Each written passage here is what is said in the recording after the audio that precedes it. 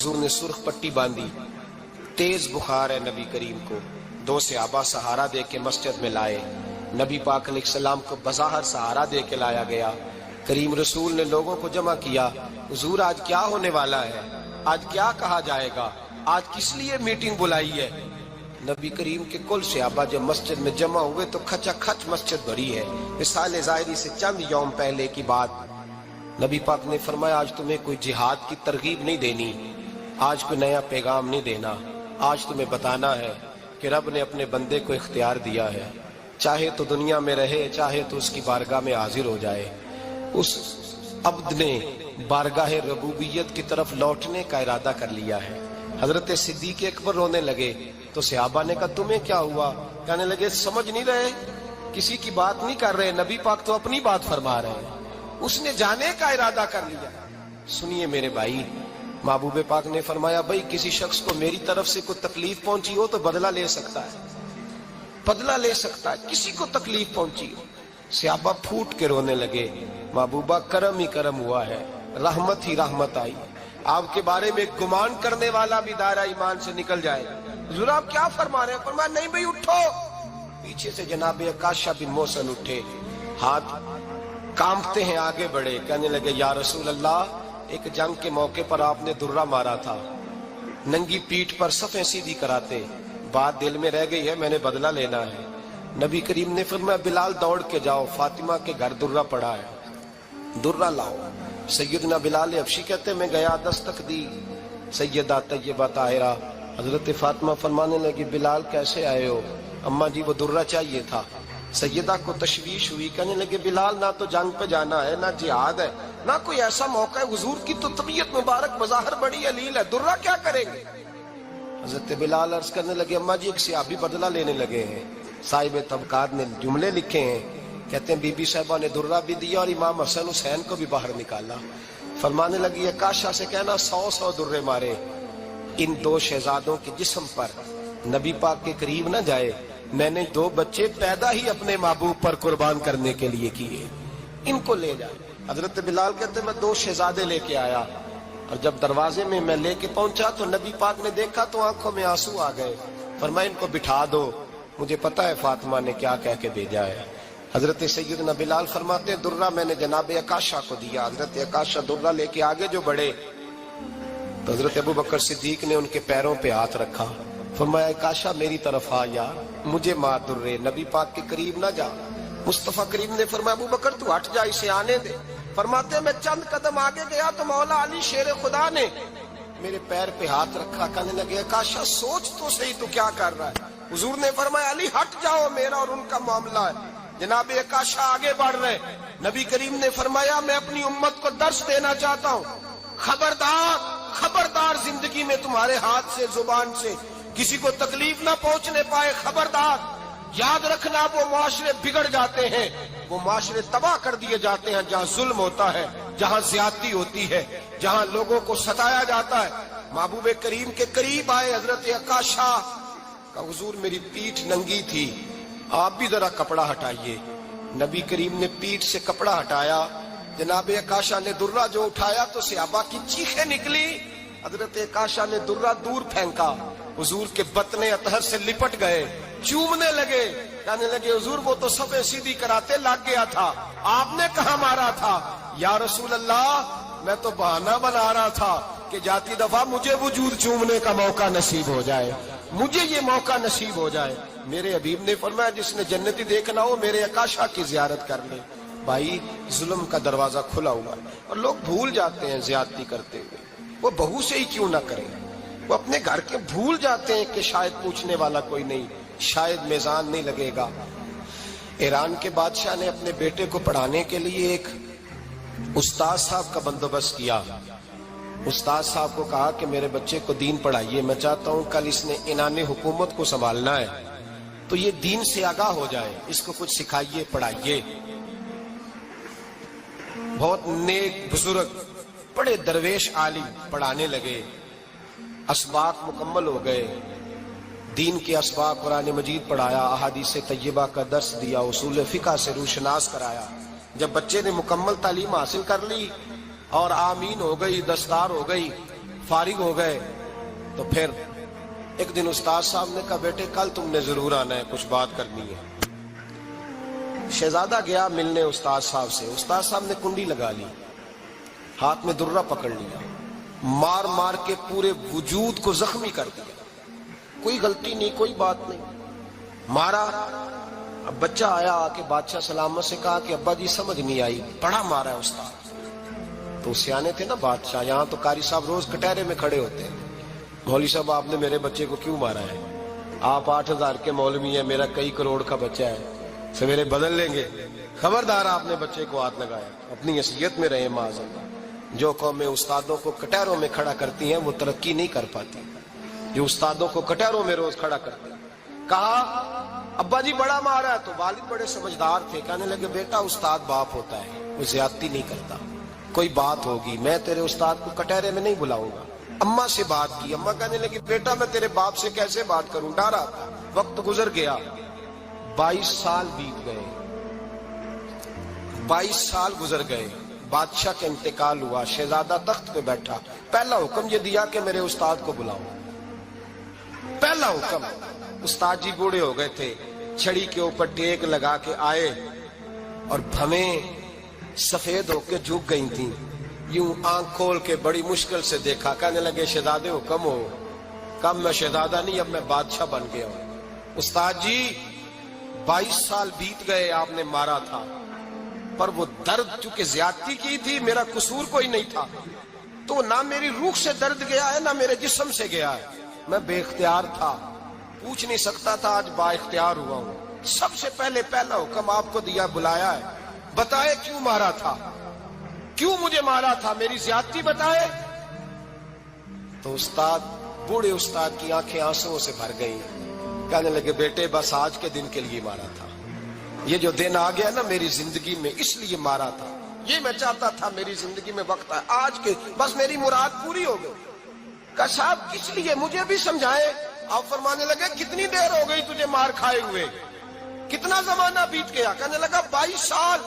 فرمایا زخم بھولے تو نہیں، درد ختم تو نہیں ہوئی، تمہیں بات 1 منٹ کے لیے بھی تمہارے حافظے سے محو تو نہیں ہوئی؟ کہا استاد جی روز رات کو یاد آتی، روز خیال آتا تھا۔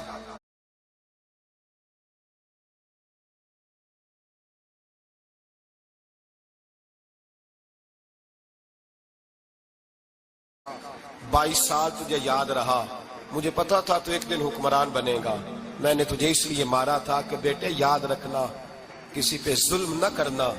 اگر تجھے 22 سال تک یاد رہا ہے تو جس پر تو ظلم کرے گا اسے بھی قیامت تک یاد رہے گا۔ اور یہ یاد رکھنا، تو آج با اختیار ہوا تو تو نے مجھے بلا لیا ہے، قیامت کے دن غریب با اختیار ہو جائیں گے، مظلوم با اختیار ہو جائیں گے، وہ با اختیار ہوں گے للہ الواحد القہار، رب کریم کی بارگاہ کے اندر ان کا اختیار ہوگا، اکیلے اللہ کی حکمرانی ہوگی۔ پھر وہ بلائیں گے بڑے بڑے کج کلا، دنیا میں جن کی پگڑیاں اونچی تھی وہ سر جھکائے کھڑے ہوں گے، دنیا میں جو ڈکٹیٹر بنتے تھے ان کی پشتیں لال ہوں گی، ان کو غدار لکھا جائے گا، قیامت تک نہیں بھولے گا۔ ظلم کرنا تو سوچ سمجھ کے کرنا، اتنا کرنا جتنا تم سہ سکتے ہو، اتنی زیادتی کرنا جتنی قیامت میں تم برداشت کر سکتے ہو۔ میرے نبی کریم صلی اللہ علیہ وسلم نے فرمایا ظلم سے بچو، یہ قیامت کے اندھیروں میں سے ایک اندھیرا ہوگا۔ زندگی میں زیادتی نہ کریں، اگر تھوڑی دیر کے لیے کوئی چیز برداشت کر جائیں گے تو وہ فائدہ دے جائے گی، کچھ دیر کے لیے اگر سہ جائیں گے تو نفع مل جائے گا، سہنے کی کوشش کریں لیکن زیادتی نہ کریں، نظر کو، سوچ کو، ذہن کو پاک رکھیں۔ اور میرے بھائی زندگی پوری ظلم سے بچیں، زیادتی سے بچیں۔ امیر المومنین حضرت جناب سیدنا عمر فاروق رضی اللہ تعالیٰ عنہ رات گھر میں تھے تو رونے لگے، بڑی دیر تک روتے رہے۔ والدہ اٹھی تو صاحبزادے سے کہنے لگی پتہ کرو تمہارے باپ کو کیا مسئلہ ہے۔ شہزادے آئے، کہنے لگے امیر المومنین والد گرامی کیا ہوا؟ تو حضرت عمر فاروق کہنے لگے بیٹا اپنی اماں کو بلاؤ۔ والدہ آ گئی، کیا بات ہے؟ کچھ طبیعت خراب ہے تو حکیم کا بندوبست کیا جائے۔ تو حضرت عمر کہنے لگے کچھ بھی نہیں، آج مسجد سے نکلا ہوں تو نبی پاک کے صحابہ میری تعریفیں کر رہے تھے۔ یہ حضرت فاروق اعظم کے وصال کے قریب کے دن ہے، تعریف. ایک تو حضرت یہ رونے کی بات ہے کہ خوش ہونے کی؟ آپ فرمانے لگے نہیں، سوچتا ہوں باہر تو میں اچھا رہا ہوں، پتہ نہیں گھر میں ہی کوئی زیادتی نہ ہو گئی ہو، پتہ نہیں تمہارے ساتھ بھی میرے معاملات ٹھیک تھے کہ نہیں. صحابہ تو تعریف کرتے ہیں، رو رہا ہوں تمہاری وجہ سے نہ الجھ جاؤں، بیوی ہی نہ کہے میرا حق ہی ادا نہیں کیا. یہ لفظ کہتے کہتے پہاڑ ہے یہ شخص، کیسر و کسرا کانپتے ہیں. حضرت عمر رو پڑے، بی بی سے کہنے لگے مجھے اللہ کی رضا کے لیے معاف نہیں کر دیتی؟ میرے اوپر بوجھ تھا امت کا، میں ساری رات مدینے کی گلیوں میں پھرتا تھا، دن سارا مسجد میں گزرتا تھا، میں تجھے وقت نہیں دے پایا، معاف نہیں کر دیتی؟ تو زوجہ کہنے لگی نہیں عمر، میں نے بھی زندگی میں اپنا کوئی سکھ چین نہیں دیکھا، کوئی چاؤ پورا نہیں کیا، میں کیسے معاف کر دوں؟ میں نہیں معاف کرتی. حضرت عمر زمین پہ بیٹھ گئے، رونے لگے، کہنے لگے چل معاف کر دے. کہنے لگی ایک وعدہ کرو، قیامت کے دن رب کریم کی بارگاہ میں میری سفارش کرو گے؟ اللہ کی بارگاہ میں عرض کرو گے کہ اللہ اچھی تھی، مجھے کپڑے دھو کے دیتی تھی، روٹی پکا کے دیتی تھی، میری عزت کی محافظ تھی؟ جناب عمر کہنے لگے تیرے ساتھ وعدہ ہے، رب اپنے فضل سے عمر کو جنت دے گا تو عمر تجھے جنت میں ساتھ لے کر کے جائے گا، تیرے ساتھ وعدہ ہے. میرے بھائی جن کے دلوں میں احساس تھا کہ ہم سے کوئی زیادتی نہ ہو جائے کسی جگہ، وہ تو یہاں تک معاملہ کرتے تھے، یہاں تک ان کا خیال رہتا تھا. عزیزو، ایک تو نظر میں حیا پیدا کریں. والدین کی بہت بڑی ذمہ داری ہے. لاکھوں بچے مرضی کی شادیاں کر رہے ہیں، ہزاروں گھر اجڑ رہے ہیں. یہ وہ والا زہر ہے جو ہر گھر میں تیزی سے پھیلتا چلا جا رہا ہے. پہلے ہم کہتے تھے کہ بچہ باہر نہ نکلے، اب کہتے ہیں اللہ کہیں موبائل لے کے تنہا نہ بیٹھ جائے، کہیں تنہا نہ بیٹھ جائے. کیا بنے گا اس کا اگر یہ گندگی اور یہ ایسا نشہ ہے جو اجاڑ کے رکھ دے. بخاری شریف میں حدیث ہے، قاضی ایاز مالکی رحمۃ اللہ علیہ نے بڑی تفصیل سے لکھی ہے. راوی حضرت انس بن مالک ہیں. ایک بندہ بڑی دور سے آیا نبی پاک صلی اللہ علیہ وسلم کی زیارت کے لیے، بڑی دور سے. عرب کے جو سردار ہوتے تھے ان کے بڑے ناز نخرے ہوتے تھے. وہ خیر آج بھی ہیں، پروٹوکول کا ماحول آج بھی، یعنی وزیر صاحب کے آگے دو چار گاڑیاں نہ ہوں تو ان کو مزہ ہی نہیں آتا. پولیس والے آگے پیچھے بھاگیں تو حالانکہ ان کو نہیں پتا کہ جو پولیس والے آگے پیچھے بھاگ رہے ہیں نا، یہ حکومت بدلی تو گرفتار کرنے بھی انہوں نہیں آنا ہے. لیکن وہ بڑا مزہ آتا ہے جب لوگ گاڑی کے پیچھے بھاگتے ہیں. کیا بات ہے جناب، بڑی بات. اور ہماری طبیعتوں میں پتہ نہیں کون سی. تو نبی پاک صلی اللہ علیہ وسلم کی خدمت میں وہ شخص بڑی دور سے آیا. تو عرب کے بادشاہوں کا مزاج تھا، پروٹوکول بڑا چاہتے تھے. ان کا تو یہ طریقہ تھا کہ حکمرانی کرنی ہے جیسے بھی ہو. اگر کسی غلام نے دھوپ میں بندھا رہ گیا، اونٹ اور چھاؤں میں نہیں باندھا تو درے مارتے تھے، اور اگر اس نے کھول کے باندھ دیا تو پھر بھی مارتے تھے. کہتے تھے اتنا سیانا ہو گیا تو انہیں پوچھا ہی نہیں، خود بخود ہی باندھ دیا. وہ شخص حضور کی بارگاہ میں آیا اور بہت سارے لوگوں کے پاس کیونکہ وہ جاتا تھا اپنے سربراہ کا پیغام لے کے، تو وہ کانپ رہا ہے جب حضور کی بارگاہ میں گیا، ڈر رہا ہے. اب ذرا بات کو سمجھنا، نبی پاک صلی اللہ علیہ وسلم نے اس سے فرمایا کیوں ڈرتے ہو؟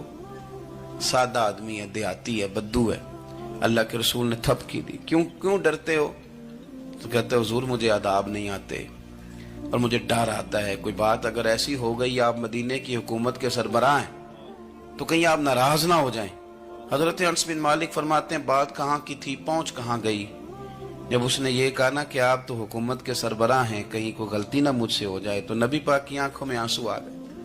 حضور رونے لگے اور نبی پاک صلی اللہ علیہ وسلم فرمانے لگے نہ بھائی، تو کسی حکومت کے سربراہ کے پاس نہیں آیا، نہ تو اس بیٹے کے پاس آیا ہے جس کی ماں گوشت کے خشک ٹکڑے کھا کے بھی گزارا کر لے گی. میں تو ایک غریب ماں کا بیٹا ہوں.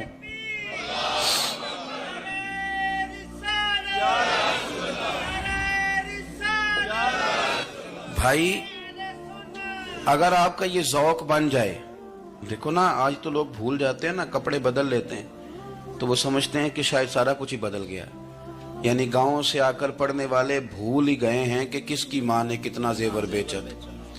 لوگ بھول جاتے ہیں چیزوں کو. اپنے ماضی کو یاد رکھیں. آپ لوگوں کے ساتھ پیار کریں، آپ لوگوں کو موقع دیں. آپ تھوڑی سی اور کوشش کریں اس شخص تک جانے کی جو آپ کو مایوس نظر آ رہا ہے، پریشان نظر آ رہا ہے. یہ ہمیں میلاد والے محبوب صلی اللہ علیہ وسلم نے درس دی. ایک اور پہلو، حضور سید عالم صلی اللہ علیہ وسلم نے، ہمارے ہاں نا ابھی بھی برادری کی تقسیم ہے، ابھی بھی، اور کچھ میں نے ایسے کمزور لوگ بھی دیکھے، یہ اس طرح کی حرکتیں ہارے ہوئے لوگ کرتے ہیں، ہارے ہوئے لوگ جو اپنے آپ کو سمجھتے ہیں کہ میں کوئی بڑا آدمی ہوں۔ بڑا آدمی تو اپنے اخلاق سے ہوتا ہے، اپنے کردار سے ہوتا ہے، اپنی سخاوت سے ہوتا ہے، لوگوں سے پیار کرنے سے ہوتا ہے۔ باقی یہ کہ بیٹھ کے کہانی سنانا کہ میں بڑا کچھ کرتا ہوں، تو جو کچھ کرتا ہوتا ہے اسے سنانے کی کوئی ضرورت ہے؟ ایک اور بہت سارے لوگ آپ تعزیت کرنے جائیں نا والد کے انتقال کے بعد، تو ان بیچاروں کو بتانا پڑتا ہے کہ ابا جی میرے بغیر دوائی نہیں کھاتے تھے۔ تو میں کہتا ہوں اگر تیرے بغیر نہیں کھاتے تھے پھر بتانے کی ضرورت نہیں، پھر تو سارے گاؤں کو پتا ہوگا کہ تیرے بغیر نہیں کھاتے تھے۔ اور اگر کوئی دال میں کالا ہے تو پھر تیری وضاحت کوئی بندہ قبول نہیں کرے گا۔ تو آپ کو بتانا کیوں پڑ رہا ہے؟ اور آپ بار بار اس بات کا ذکر کیوں کر رہے ہیں کہ ہم بہت بڑے قبیلے کے ہیں؟ صاحب اگر آپ بڑے قبیلے کے ہیں تو پتا ہوگا سارے علاقے کو آپ کتنا لوگوں کا خیال کرتے ہیں، آپ کس قدر محبت کرتے ہیں، آپ کا انداز کریمانہ کس طرح کا، پھر آپ کو بتانے کی کوئی ضرورت نہیں ہوتی، پھر خود بخود خبر ہوتی۔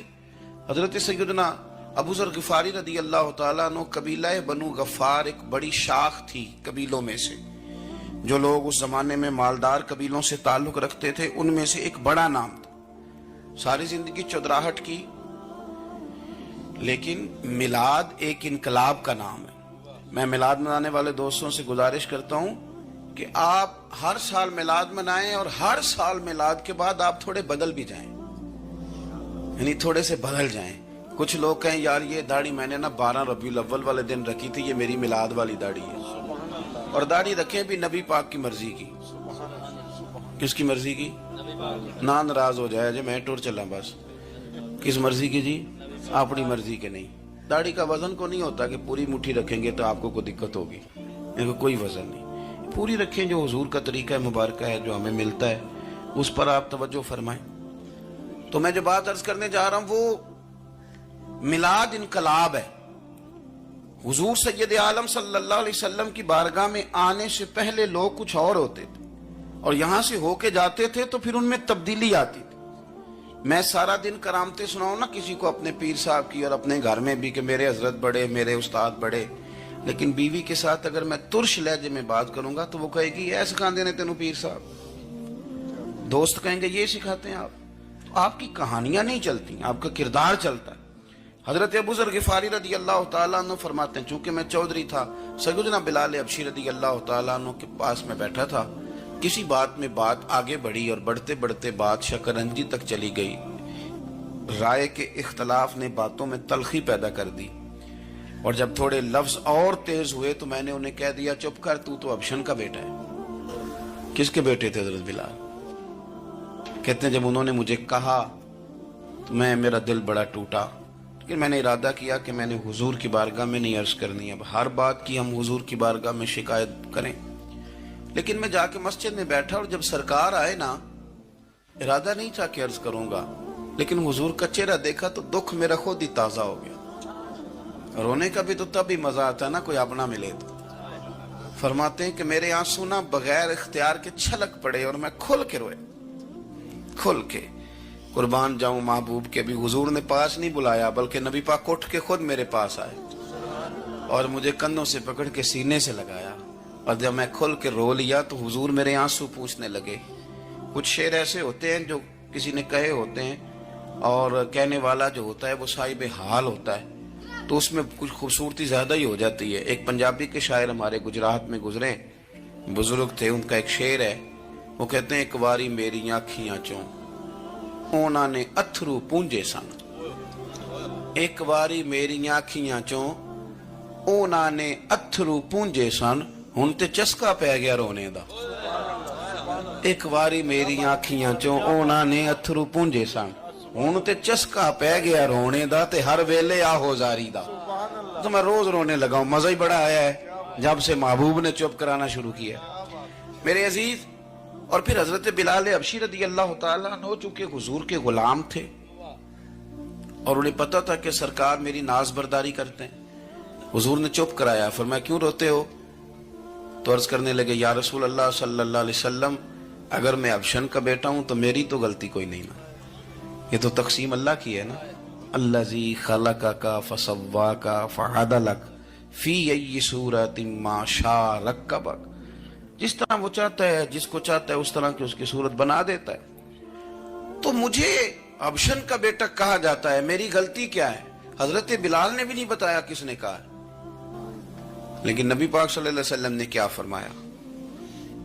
امام یوسف صالحی نے لکھا ہے، ذرا غور کرنا بات پر، تسلیاں لوگ اور رنگ میں بھی دیتے ہیں، پر یہ تسلی بڑی انوکھی ہے۔ حضور فرمانے لگے، بلال اگر تو ابشن کا بیٹا ہے تو پریشان کیوں ہوتا ہے؟ کالے رنگ والی ماں کا بیٹا ہے تو پریشان کیوں ہوتا ہے اگر تیری والدہ کا رنگ کالا ہے تو؟ عرض کی حضور آپ کیا فرمانا چاہتے ہیں؟ تو سرکار فرمانے لگے، میں دو ماؤں کا بیٹا ہوں، ایک جناب آمنہ جنہوں نے مجھے پیدا کیا، اور ایک حضرت ام ایمن جنہوں نے میری پرورش کی، مجھے بڑا کیا۔ حضور فرمانے لگے، میری ماں آمنہ کا رنگ گورا تھا اور میری ماں ام ایمن کا رنگ کالا ہے۔ تو فرمایا اگر تجھے کسی نے کالے رنگ والی ماں کا بیٹا کہا تو اسے کہہ دینا مدینے والے محبوب کے بھی تو ایک والدہ کا رنگ کالا ہے، تو کہہ دینا۔ حضرت بلال کہتے ہیں کہ وہ اس طرح کی تسلی تھی، طفل تسلیاں نہیں جس طرح کی ہمیں دی جاتی، وہ اس طرح کی خوبصورت تسلی تھی کہ اس کے بعد میرا دل ایسا ٹھنڈا ہوا